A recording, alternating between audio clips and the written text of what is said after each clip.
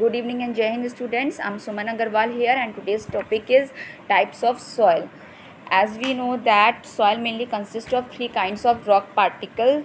So on the basis of the relative proportion of the rock particles and the texture, we can classify the soil into three main types: sandy soil, clay soil and loamy soil.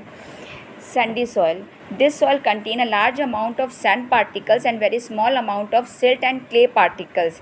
As we know that sand particles are quite large, so there are large number of gaps between them. Such gaps are filled with air, so we can call sandy soil as well aerated soil. And because of these empty spaces, water can drain through such soil.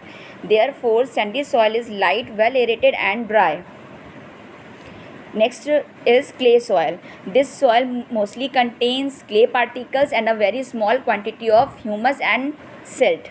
Clay particles are smallest in size, so this soil is compact and can hold water, but it cannot trap air. So there is very little air in the clay soil. This soil contains many minerals which make it suitable for the growth of the plants.